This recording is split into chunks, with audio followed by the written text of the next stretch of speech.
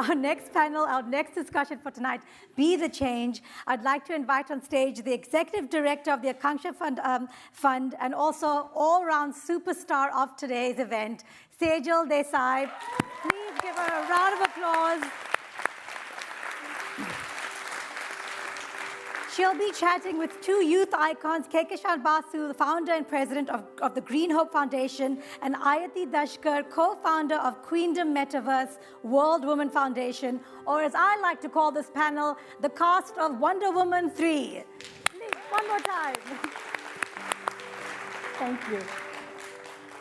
So this is the only time I have allotted myself on stage today, so I'm going to take a minute to say thank you. We are deeply grateful that each one of you are here. It means a lot to us, but also to our students in India to know that there is an auditorium packed with people who care about their education and their future. So thank you so very much for being here. Really appreciate it. But today I have the great pleasure and honor of having this conversation with two inspiring young women who are actually living the whole adage of being the change you want to see in the world. It is my pleasure to have you both here, and so thank you so much, Aayati and Kehkashan, for joining us. Yeah. Oh, thank you. Kehkashan, I'm going to get started with you. So for those of you who haven't read the bio, but Kehkashan has received Canada's Meritorious Service Medal. She is the only Canadian to have received the International Children's Peace Prize. She's a Forbes 30 under 30, and the list actually goes on and on. But she has a very incredible journey focused on environmental action and advocacy. And so, Kehkashan, do you want to share with the audience how that started? Yes, for sure. Thank you for having me. And, I've always considered myself very fortunate to have been able to grow up in a family where empathy was the norm. And I saw that empathy turning to action every single day because, I used to see my parents do that. I used to accompany my parents every single morning when they used to distribute food and clothes to the less fortunate. I saw it in my grandmother when she used to tend to her organic terrace garden that had its own mini ecosystem. So I really thought that every single person grew up with the understanding that taking care of our community and taking care of the planet was normal. But that all changed when I saw the image of a dead bird with its belly full of plastic. Made me realize that there was something really wrong with our world for allowing something like that to happen.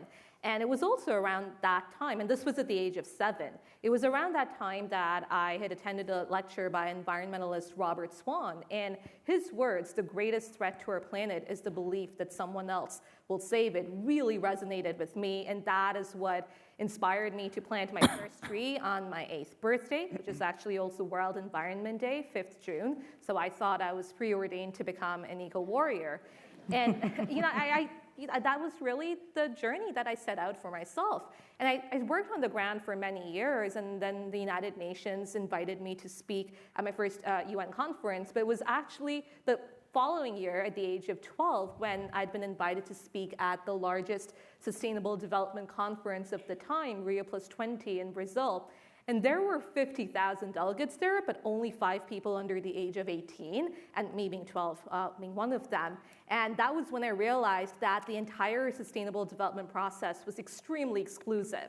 And that is when I, at the age of 12, decided to found Green Hope Foundation, wherein we utilize education for sustainable development as a transformative tool to empower people all across the world, particularly young people, to take actions for people and planet. And now we work in 28 different countries with over 500,000 people on literally every aspect of sustainability. Thank you.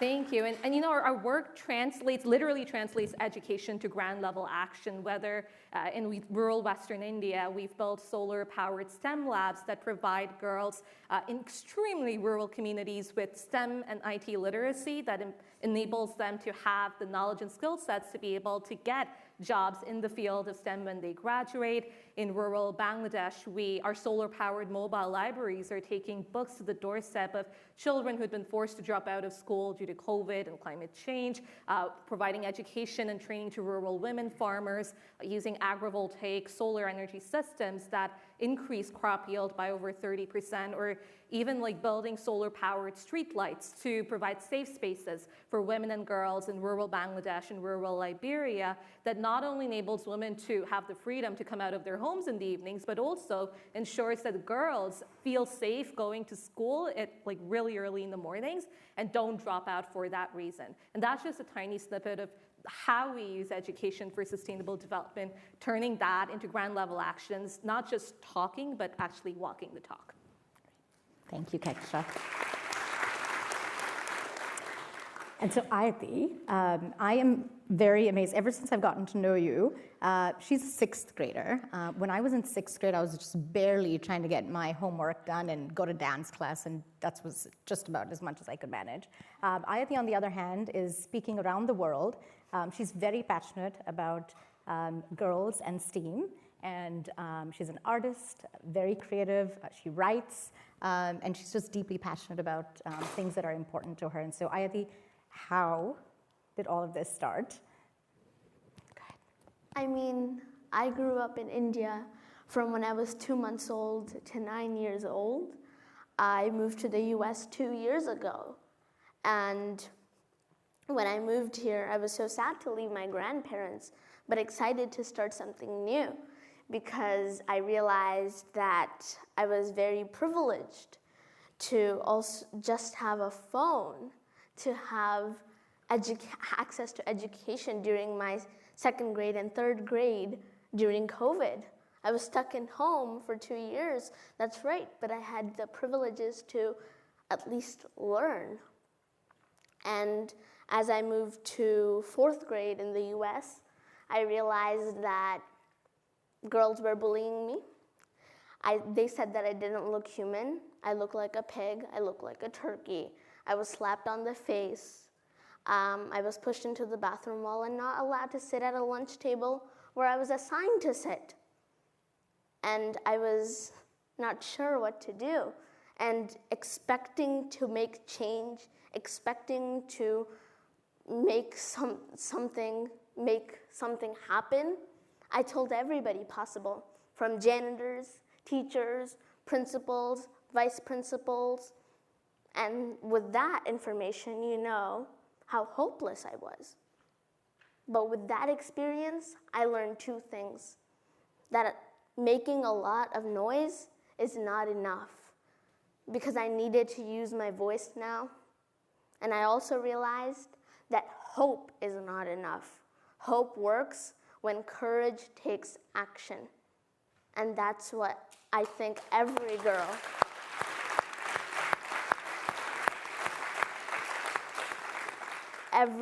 needs to know.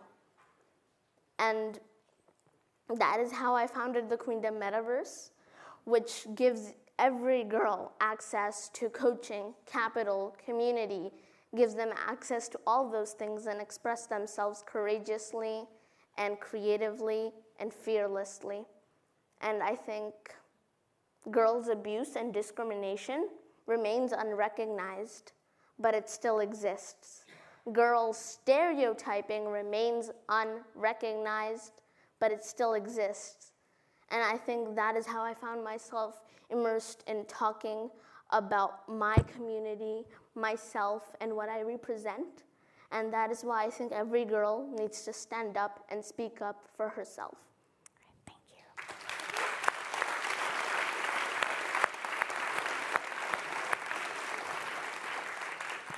So a few months ago, when we asked Aayati to come and speak at this event at Akanksha, we really also wanted to make sure that our speakers had some kind of experience knowing our students and getting a chance to be in front of them. Thankfully, she had a trip to India planned, and Aayati actually hosted a workshop with our 8th graders in one of our schools in Mumbai. And so, Aayati, I'd love for you to share your experience in an Akanksha classroom. Yeah, of course. So I went to Akanksha, and it was literally the best experience. I had this great opportunity to showcase my book, Lead Her, which talks about 60 women leading change in 60 different ways, solving 60 different problems and giving young girls 60 different leadership tools to lead the change that they want to see. But I was able to give so many presentations around the world, but the most exciting and the most energetic one was the one at Akanksha, the workshop for 8th grade. And when I gave that workshop, boys were part of the conversation. We shared where we see ourselves in the next 5 years. We expressed ourselves fearlessly, and the most important thing is that everybody was part of the conversation, right? But the best part was when I saw this little girl sitting outside of class because she talked a little bit too much in class. That was me in 2nd grade. When I talked a little bit too much, I was out of class. And guess what I did out in the hallway? Talk even more. That's what I did. But now, to think about that little girl, get out of that environment at Akanksha. Think about every girl around the world. Media and pop culture had made this a norm to call girls chatty, gossip queen, chatterboxes. Girl, they get called that every day. But there's a Google Images survey that shows that 62% of those images, when you put the word chatty into the Google search bar, shows that those 62% are women sitting together and gossiping. 7% of those images are men sitting together and gossiping. And 31% is both genders sitting together and gossiping. And when you put this information together, you would think that men avoid gossiping more. But if I take you back to the 6th century, poet Sappho, who was the first woman, first poet, and who was a woman, wrote poetry expressing, lyrics expressing experiences of women. And in the 2300 BC, the Sumerians, who were women, and the chief priests, they were the mediators between the people and the god. So what does that take? Not speaking? Not opening your mouth? And that's what I want to know, that everybody has a voice. You bet. Thank you, Aayati. Yeah, and that's what I want that little girl to know, that she has a voice and she's not chatty, she's a powerful communicator. Thank you. Thank you. So Kehkashan, I know you did not obviously have the chance to go to India, but we did organize an incredible Zoom call that was so beneficial to our kids. We had a group of Akanksha students that were invited to Germany to attend a climate summit. And after they came back, they're now very actively working on a water conservation project in Pune. And Kehkashan had a chance to connect with them on a Saturday morning a couple of weeks ago. Do you want to share very briefly your experience and what you learned through that interaction? Yeah, whenever through Green Hope Foundation, whenever we speak with children, it's really important for us to be able to kind of get that empathy out of, just see where that empathy in them exists and how to turn that empathy into change-making action. And when I was speaking with the students of Akanksha, that was already there, and that was just so wonderful to see how passionate they were about wanting to create change, the work that they were already doing to help each other out, to help the planet, and how curious they were to know more about how they could become better change makers. And I think seeing that in children as young as them really gave me hope for the future, because our world is in turmoil right now, and to see children like them working to create a better world through their own small actions, that was extremely inspiring. So I just had a wonderful session interacting with them, learning from them, and sharing best practices as well. And yeah, it just gave me hope for the future. Thank you. So we are almost out of time. And so what I want to do is if both of you could take a minute and a sentence each to have the audience give them a takeaway. Kehkashan?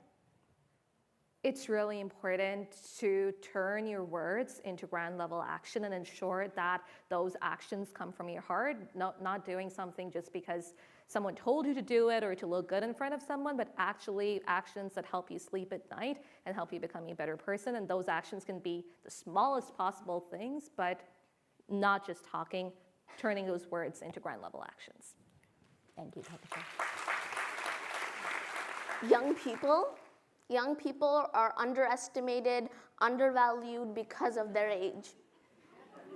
But guess what? We don't carry our age. We carry our attitude, because our attitude can take us to any altitude. And as Judge RGB said, women belong in all places where decisions are being made. Well, I would rather say young people belong in all places where decisions, where our future is being decided.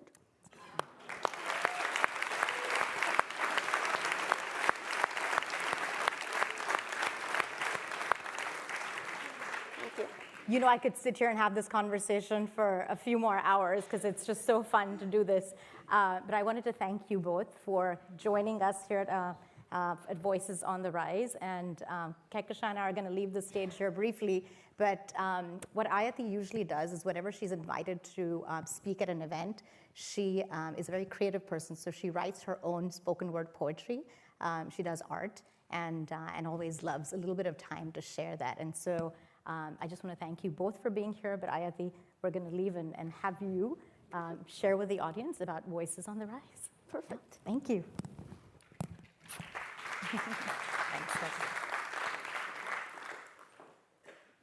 I am not raising my hand to say I face this problem. Is there a solution yet?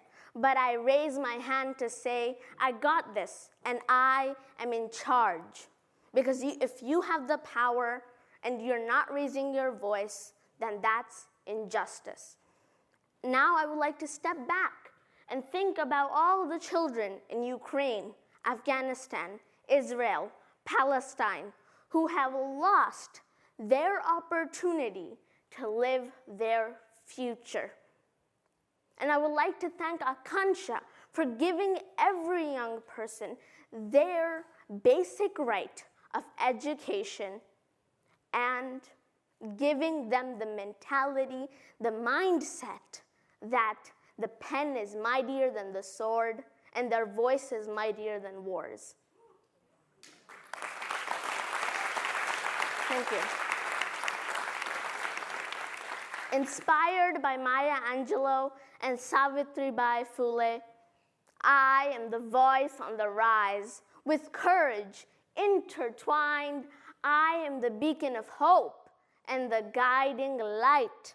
As I rise, I become wise. As my unawarenesses turn into lies and our opinions on the table grow like mold, but I break the invisible mold. Silence me with your hate, I will open up the gate. Because I am the voice that can't be dismissed. I am the voice on the rise. So don't define me by my fate, because I will debate, because I am the voice that can't be reduced. I am the voice on the rise. I am the voice on the rise, so don't define me by my size. I'm not up for compromise.